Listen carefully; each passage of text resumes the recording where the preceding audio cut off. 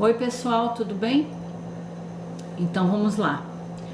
Nosso conteúdo agora é falar sobre desmaio, né?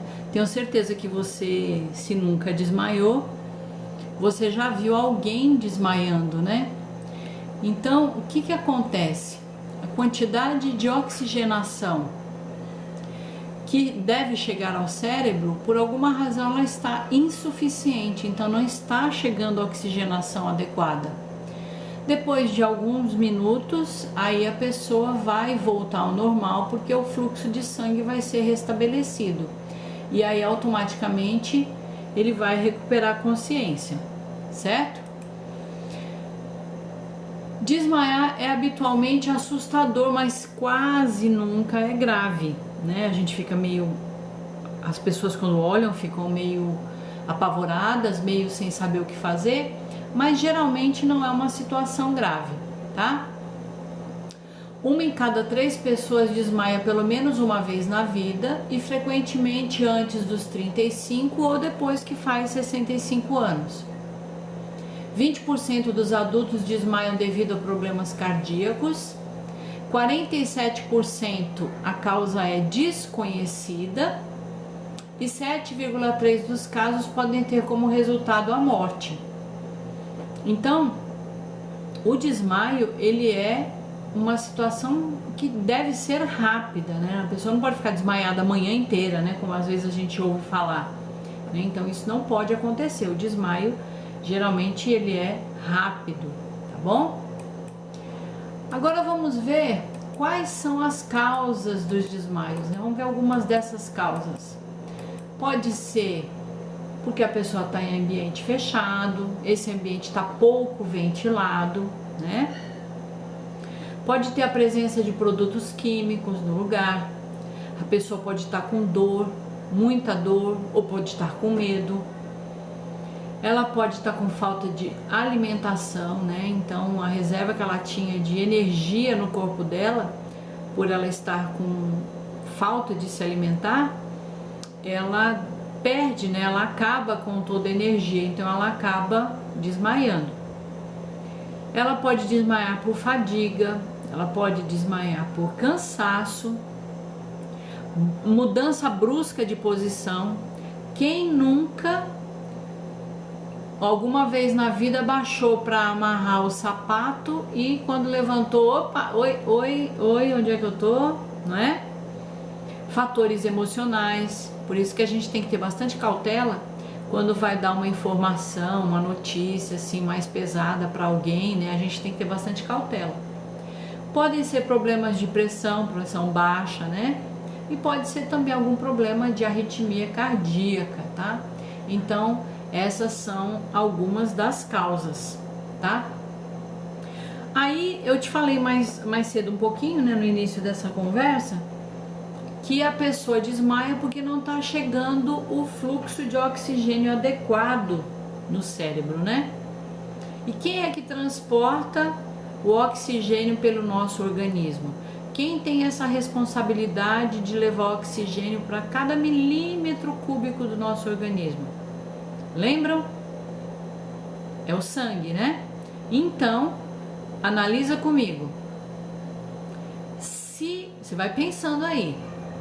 Se é o sangue que precisa chegar no cérebro dela, porque ele estará transportando oxigênio, que é o que aquela pessoa precisa naquele momento, como é que eu posso fazer para chegar sangue nesse cérebro, hein? Pensa aí um pouquinho, tá? Vai pensando. Quais são os sinais e sintomas, né, de uma pessoa que desmaia? Então ela pode ter escurecimento de vista, ela pode ficar tonta, pode perder o equilíbrio, ela vai ficar pálida. Daqui a pouquinho eu vou te dar um exemplo bem legal para você, para ficar bem claro isso para você, tá?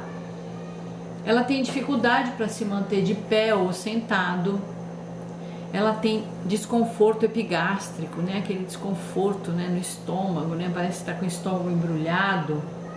Ela tem dificuldade respiratória, ela tem aquele suor frio e pegajoso, e o pulso dela, se você for sentir, você vai sentir que ele tá fraquinho e tá bem lentinho, certo? Então esses são os sinais e sintomas. Como é que eu vou conduzir esse meu paciente que desmaiou, né? Se essa pessoa estiver sentada, então agora essa situação é antes de ela desmaiar, tá bom? Se ela fala pra você, ai, tá ficando tudo escuro, ai meu Deus, eu tô ficando tonta, né? Aí você vai pedir para que ela sente, afaste as pernas e coloque a cabeça entre as pernas, vai visualizando essa cena. Aí você que estará de pé ao lado dela, você vai pegar a sua mão e vai forçar a nuca daquela pessoa para baixo e pedir para que ela force ao contrário. Então, enquanto você força para baixo, ela tenta levantar. Você tenta forçar para baixo e ela tenta levantar. Então, quando você fizer isso, você vai, talvez, né, essa pessoa não desmaie mais. Por quê? Porque ela vai ganhar ali uma dose extra de oxigênio repentinamente, certo? Tanto que se você fizer isso numa pessoa bem branquinha, você vai perceber que quando você fizer esse movimento de abaixar e ela tentar levantar, você tenta abaixar e ela tenta levantar por umas 3 vezes, aí você coloca ela normal na cadeira, encosta as costas da pessoa nas costas da cadeira, você vai perceber que ela ficou bem vermelhinha. Por quê? Porque ela ganhou uma dose extra de oxigenação, tá bom? Mas se quando você falou para essa pessoa, corre, senta aqui, que eu vou te ajudar a não desmaiar, ela não conseguiu sentar, ela desabou no chão, né? Então o que a gente vai fazer? A gente vai providenciar que chegue oxigenação nesse cérebro, certo? Que é o que está precisando, não é isso? E como é que eu vou fazer para que esse oxigênio então chegue nesse cérebro? Relembrando, quem transporta o oxigênio é o sangue, certo? Se é o sangue quem transporta o oxigênio, olha a posição ali daquela bonequinha, das bonequinhas, dos desenhinhos. Eu coloquei os membros inferiores elevados. Se os membros inferiores estão elevados, o que vai acontecer? O fluxo sanguíneo vai vir mais para a região nobre, coração, pulmões e cérebro, e vai abandonar um pouquinho os membros inferiores, certo? Então a gente vai ajudar a restabelecer a circulação sanguínea aí nesse cérebro, tá bom? Claro que nós debatemos isso inúmeras vezes, né, sobre avaliação e segurança de cena. Qualquer coisa que a gente vá fazer, qualquer coisa, enquanto se trata de primeiros socorros, eu não posso fazer sem avaliação de cena e sem garantir a minha segurança, né? Então a gente vai fazer a avaliação da cena, vai afastar a vítima, se houver algum perigo ali por perto, a gente vai trazer ela para um lugar reservado. A gente vai remover da boca dela possíveis objetos que estejam atrapalhando a respiração, uma prótese, por exemplo, um pedaço de bolo, uma dentadura. Então a gente vai remover esses objetos, vai posicionar a cabeça dela na lateral, porque caso ela tenha algum fluxo de um vômito, alguma coisa, então ela vai permitir que esse material saia para fora, né, do corpo e ela não engasgue. Aí já falamos, né, levantar as pernas, e lembrando sim que eu não posso fazer esse movimento para a nossa vítima de trauma, né? A gente já conversou bastante sobre esse assunto também, da nossa responsabilidade enquanto estivermos atendendo uma vítima de trauma. E depois que essa pessoa acordar, a gente vai mantê-la acordada por 10 minutos, certo? O que a gente vai fazer também? A gente levou essa pessoa para um local reservado, não foi? Então a gente também vai fazer o seguinte: a gente vai deixar essa pessoa mais num lugar arejado, como nós falamos, certo? Vamos deixar ela num local arejado. Deixa eu voltar aqui uma tela. Então, a gente vai deixar essa pessoa num local arejado, ventilado. A gente vai tirar aquele monte de curioso que fica dando palpite, tirando foto, né? Passando para os grupos de WhatsApp, aquele monte de gente especialista no assunto, tira de perto. A gente vai afrouxar as roupas dessa pessoa, seja lá quais forem, a gente vai afrouxar. Cuidado sempre pra gente, já vimos isso também lá na letra E, lembra? Da avaliação primária. Quando a gente vai fazer a exposição da vítima, a gente tem que ter cuidado com a privacidade dela, tá bom? E vamos verificar se há pulsação, né? Porque uma pessoa que desmaia, ela precisa estar pulsando. Se ela não estiver pulsando, é uma situação mais grave que a gente já viu também em aulas anteriores, né? E aí, o que eu não vou fazer numa pessoa que desmaiou? Não vou fazer. Não vou dar absolutamente nada para ela cheirar. Aquela história de álcool, né? Muito comum em algumas culturas, né? Não, a gente não vai fazer isso, tá? A gente não vai oferecer qualquer tipo de alimento enquanto a pessoa estiver inconsciente. Por quê? Se eu ofertar qualquer alimento, qualquer coisa, qualquer líquido, eu posso permitir que essa pessoa broncoaspire. E aí eu tenho uma situação bastante complicada se acontecer isso, tá?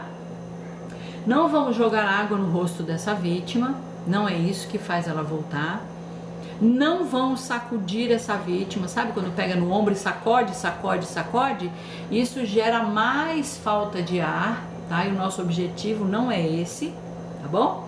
Então, o que vai fazer a pessoa voltar é exatamente devolver a oxigenação que esse cérebro está precisando naquele momento. E a oxigenação se devolve com sangue, ok? Aí o que acontece? Existe uma hipotensão postural, né? O que é isso? Ocorre após a mudança rápida para a posição de pé, quando sentado ou deitado. Por quê? A pessoa fica, né? Dá aquela tontura básica, né? Por que ocorre? Porque o sangue é deslocado abruptamente para as pernas, levando a uma queda de pressão arterial. Por isso que dá aquela tontura, tá certo?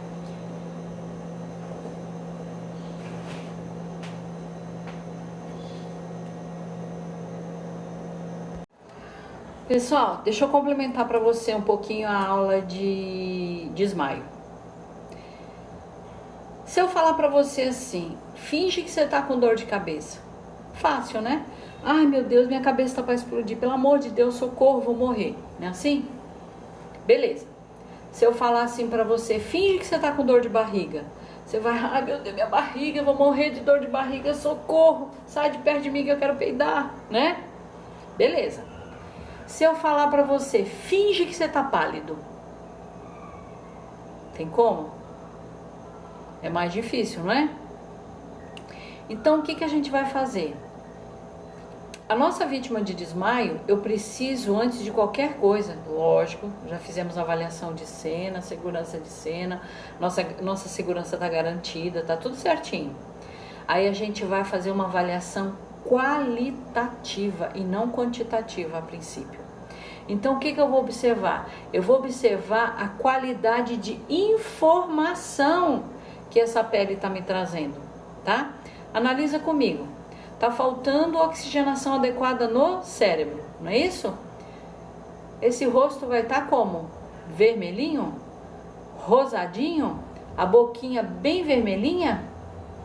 Acho que não, né? Então, eu vou observar que esse rosto tem uma palidez.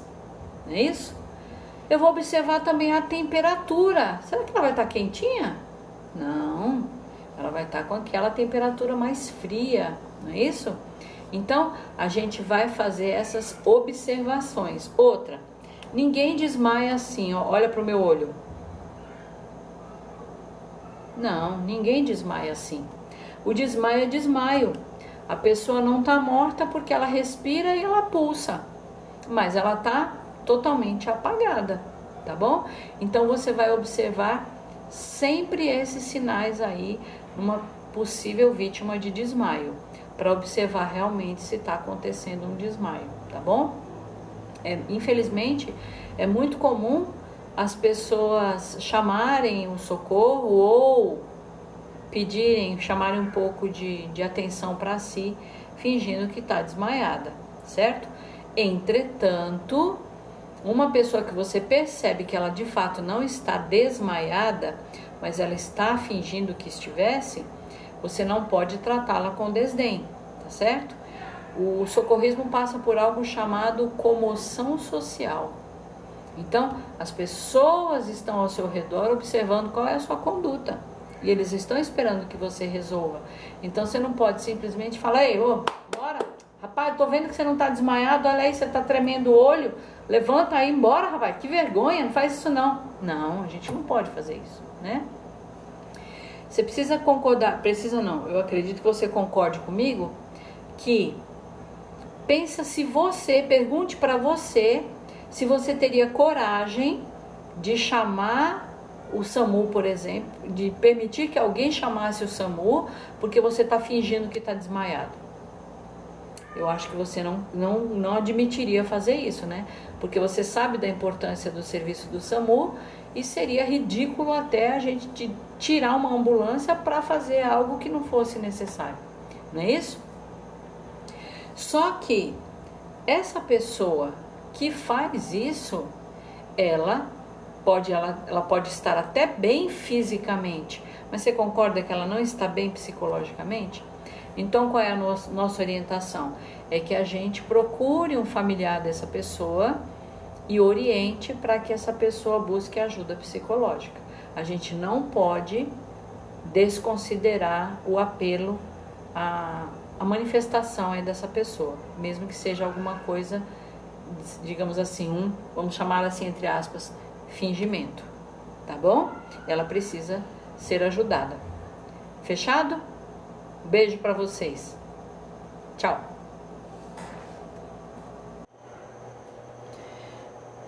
E agora a gente vai falar sobre a convulsão.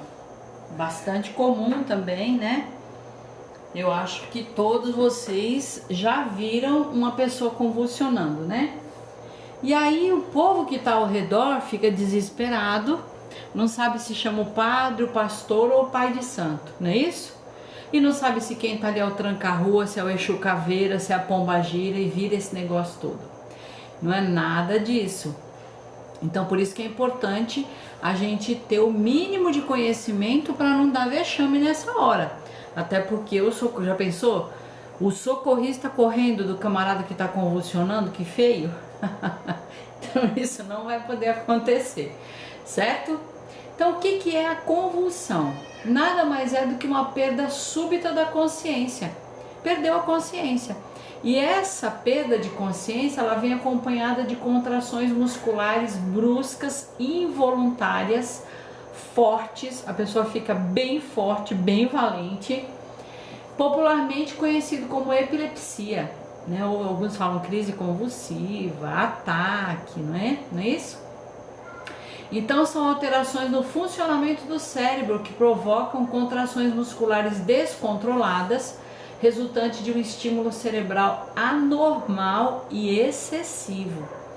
Então a gente já tem que ter esse conhecimento. O camarada fica com muita força, ele fica se batendo, né? Então vamos ter bastante cuidado aí na hora da gente fazer as nossas avaliações, tá? Lembrando que convulsão não é sinônimo de epilepsia, não é. Epilepsia é uma doença específica, o cara é epilético, o cara sofre de epilepsia. E o camarada que sofre de epilepsia geralmente tem convulsões, certo? Então não é a mesma coisa, tá? Muita gente acha que é a mesma coisa, mas não é.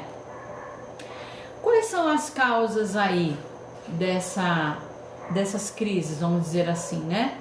Febre alta, né? Principalmente as crianças, as criancinhas pequenas, né? E aqui no estado a gente tem uma dificuldade bastante grande. Eu, como socorrista do SAMU, posso te dizer isso. As meninas aí, os meninos que trabalham no hospital, talvez possam fazer alguns comentários acerca disso no grupo depois. Quando a gente vai ofertar um antitérmico para uma criança ou para uma pessoa, enfim, o antitérmico geralmente ele dá um pico na temperatura, depois ele começa a baixar. Então é sempre importante que eu oferte o antitérmico quando a temperatura não estiver alta. E como é que eu baixo a temperatura? Eu baixo a temperatura dando banho nessa criança, certo? Banho com água fria. Se for uma criancinha pequena, eu coloco o corpinho dela dentro da banheirinha com água. Se for uma criança que eu já vou levar para o chuveiro, eu coloco ela toda dentro, embaixo da água, né? Então, é importante que essa temperatura desse corpinho fique bem baixa para poder eu ofertar o antitérmico. Mas só que não adianta eu terminei de dar o banhozinho nessa criança, coloco ela, embrulho, vou pro quarto, ponho o sapato, amarro o cabelo, não sei o que, a febre voltou totalmente. Então a gente vai fazer o que? A gente vai no próprio banheiro, ali no próprio local, a gente já vai ofertar o antitérmico enquanto esse corpinho estiver friinho, tá bom? A própria epilepsia, né? É uma causa, né? Como já falamos, drogas podem levar a convulsões, tumores cerebrais, traumatismo craniano, alcoolismo, o próprio alcoolismo, né? Toxoplasmose, né? Que é aquela doença que dá, né? Algumas pessoas, inclusive eu tenho um caso na minha família, eu tenho um irmão que teve, né? Ele pegou do gato, né? Então, alguns animais, né, passam essa doença, né? O choque elétrico, e tem várias causas, né? Lembrando que não são pessoas específicas que vão sofrer de convulsões. Qualquer um de nós pode sofrer por determinadas situações. Então ninguém está livre de sofrer uma convulsão, tá bom? Aí a gente tem tipos de crise epilética, né? Eu tenho a crise de ausência, eu tenho a crise parcial simples e eu tenho a tônico-clônica, que é a mais comum, que é a que a gente mais conhece, né? Essa que se chama tônico-clônica, tá? A crise de ausência, chamada de pequeno mal. Quem que está incluído aí nessa crise de ausência? As pessoas que por alguns segundos elas ficam com o olhar perdido, sabe? Como se elas estivessem em outro mundo e não respondem quando são chamadas. Está alheia ao que está acontecendo naquele momento, onde ela está, aquilo que está acontecendo ao redor dela. Quando essa ausência dura mais de 10 segundos, o paciente pode manifestar movimentos automáticos, como piscar os olhos, fica piscando, né, os olhos, ou fica tremendo os lábios, por exemplo, né, pode haver essa manifestação. E essas crises chegam a ser tão breves, às vezes elas são tão rápidas, que nem mesmo a pessoa se dá conta de que aconteceu aquilo, tá? Então essa é a crise de ausência, né? Pequeno mal. Aí eu tenho a crise parcial simples, podem ou não ocorrer alterações do nível de consciência, associadas a sintomas psíquicos e sensoriais, como movimentos involuntários em alguma parte do corpo, pode ter comprometimento das sensações de paladar, de olfato, de visão, audição, da fala, pode ter alucinações, pode ter vertigens, pode ter delírios. Em algumas vezes, essas manifestações são leves e podem ser atribuídas a problemas psiquiátricos, né? Então, você já viu, assim, às vezes num filme, normalmente a gente vê, quando tem uma pessoa apresentando ali algum problema, ela fica, né, fica ali batendo a mão ali, por exemplo, na perna, fica ali, mas não é um movimento consciente, entende? Então o movimento, ela está fazendo aquele movimento, mas ela não está exatamente consciente, tá bom? Então essa é a crise parcial simples. E essa é a que a gente conhece, que é a tônico-clônica, né? Aí a pessoa tem realmente a perda súbita de consciência, dura poucos minutos, né? Lembrando que quanto mais tempo a pessoa passar em crise de inconsciência, maiores serão os danos, né? Então a fase tônica se manifesta por extensão da musculatura. Então a pessoa fica com o corpo rígido e os dentes cerrados. E a clônica, ela apresenta espasmos sucessivos, ela fica salivando excessivamente, perda ou não do controle dos esfíncteres, né? Ela pode defecar na roupa, ela pode urinar na roupa, por quê? Porque ela não está consciente, né? Então eu e você estamos conscientes e a gente tem o domínio sobre os esfíncteres. Quando a pessoa está inconsciente, nesse caso aí que a gente está falando especificamente, então ela perde esse controle de consciência, por isso que ela pode defecar ou urinar na roupa, tá? Então, antes da convulsão, o cliente pode apresentar alterações visuais e olfativas, ele pode ter esse tipo de alteração. Depois da convulsão, que acontece o relaxamento da musculatura, pode ocasionar a perda de urina, de fezes e um sono reparador, né? O cara vai precisar dormir para descansar, porque ele vai reequilibrar essa atividade elétrica anormal que aconteceu no cérebro dele ali durante a convulsão. Quando ele acorda, ele pode se sentir cansado, pode se sentir confuso, pode sentir dor de cabeça e dor em outras partes do corpo, porque ele se bateu e ele pode ter se machucado. Então, ele vai realmente sentir esse resultado, certo? Quais os sinais e sintomas, então? Perda de consciência, agitação psicomotora, ele pode ter contrações ou não, tá? Ele pode ter uma salivação, geralmente é uma salivação intensa, uma baba bastante grande, né? Por quê? Porque quando eu e você estamos conscientes, como nós estamos agora, a gente tem o controle certinho, né? A gente está produzindo saliva porque estamos vivos e tá tudo arrumadinho, a gente está engolindo a saliva, nem percebe que está engolindo. Só que o cidadão que está convulsionando, ele continua produzindo saliva porque ele está vivo, mas ele não consegue engolir essa saliva. Por quê? Porque ele está inconsciente, certo? Então, por isso que ele fica com esse excesso de saliva. Aí já falamos também relaxamento dos esfíncteres, né? E breve parada de respiração pode acontecer, ele pode ficar cianótico e depois ele ter aquela respiração bem profunda, né? Aquela respiração pesada, tá? Qual é a conduta, então, quando a gente vê uma pessoa convulsionando? A gente vai proteger de danos adicionais, danos que possam ser decorrentes dessa movimentação que ele vai fazer, né? A gente já falou que ele vai ter espasmos, né? Então, ele pode, na queda, ele pode, quando ele cair, se ele cair, ele pode já se ferir. Então, a gente vai precisar proteger a cabeça dele, né? Segura a cabeça dele, pega um travesseiro, pega uma almofada, pega uma blusa, pega uma toalha e protege essa cabeça, não deixa ele bater a cabeça.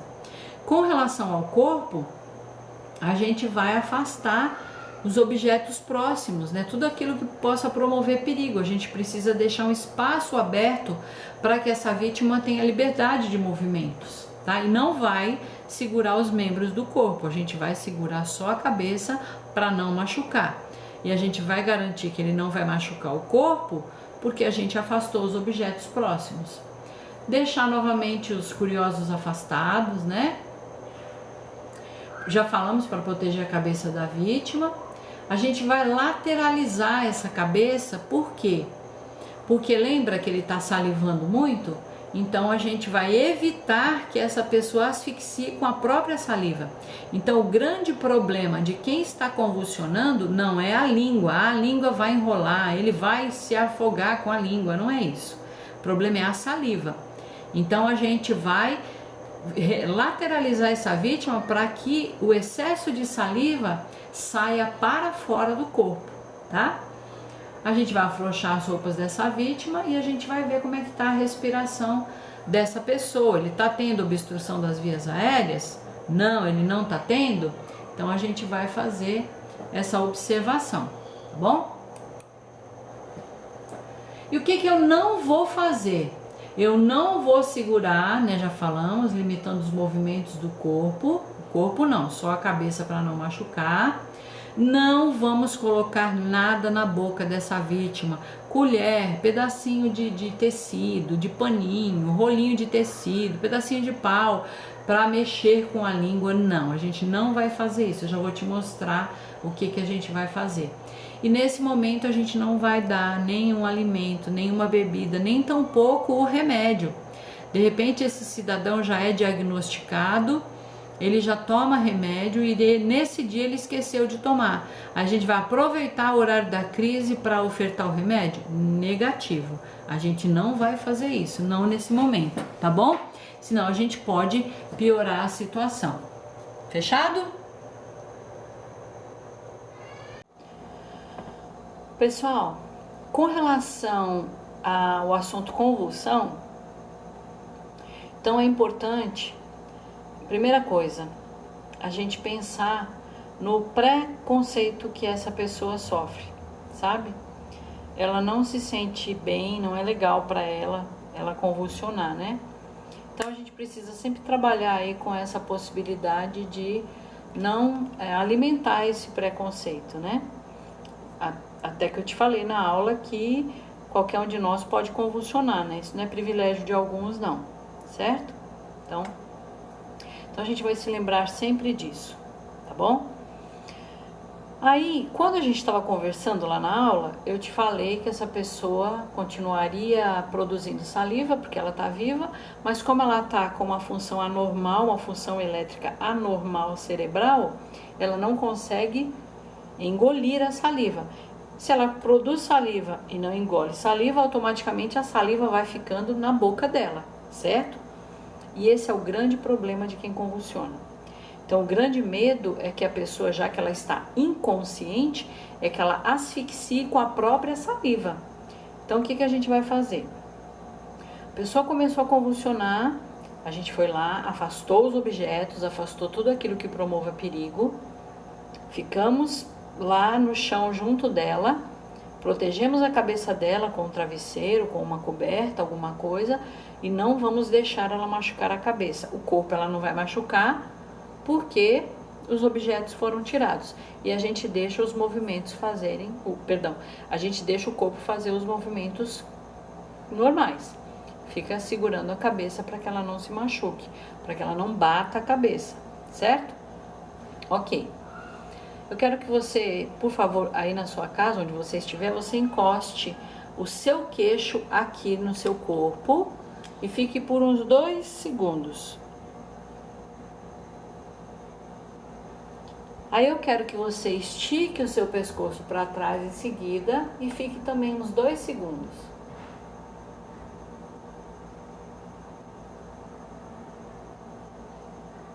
Faça isso, o que você vai perceber? Que quando você coloca a sua cabeça para trás, automaticamente o ar passa com muita facilidade, porque você deixou a via aérea totalmente aberta. Nós já falamos isso em outro momento na aula, né? Você vai deixar a via aérea totalmente aberta, certo? Então a gente vai procurar, nós estamos segurando a cabeça dessa vítima, a gente vai procurar deixar a via aérea dela aberta, para melhorar a respiração dela. Então, olha a situação que nós temos. Nós estamos lá no chão com a vítima, estamos segurando a cabeça dela, trouxemos a cabeça dela para trás para melhorar a respiração dela, mas eu tenho um problema aí. Eu tenho a salivação, não é isso? Que ele está salivando, mas ele não consegue engolir. Então, eu preciso lateralizar essa vítima, por isso que a gente falou sobre isso durante o slide, que eu preciso lateralizar para que o excesso de saliva saia para fora do corpo.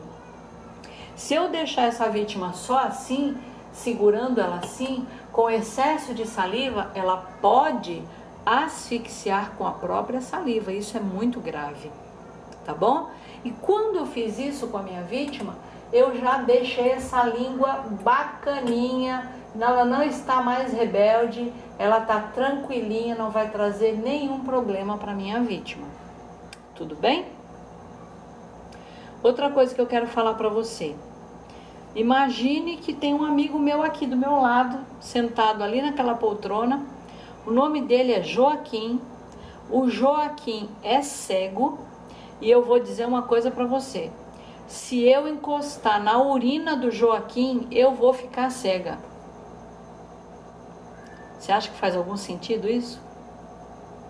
Visão é de um departamento, urina é de outro departamento, eles não vão se encontrar, não é isso? Mesma coisa. Uma pessoa que está convulsionando é um problema neurológico. Não tem como eu adquirir um problema neurológico através da saliva. Então, aquela saliva não vai transmitir convulsão, epilepsia, crise epilética, ataque para ninguém. Essa saliva pode transmitir meningite, se essa pessoa tiver com meningite, pode transmitir resfriado, se essa pessoa tiver com resfriado, pode transmitir coronavírus, se ela tiver com coronavírus, mas não pode transmitir um problema neurológico. Combinado? Então, vamos acabar com essa história de não pode encostar na saliva, porque senão você vai ficar epilético também. Você tem que estar preservado com seu equipamento de proteção individual, mas você não vai adquirir um problema de convulsão, não, um problema neurológico. Isso não vai acontecer com você, não. Tá bom? Fechado? Abraço para vocês, hein? Tchau!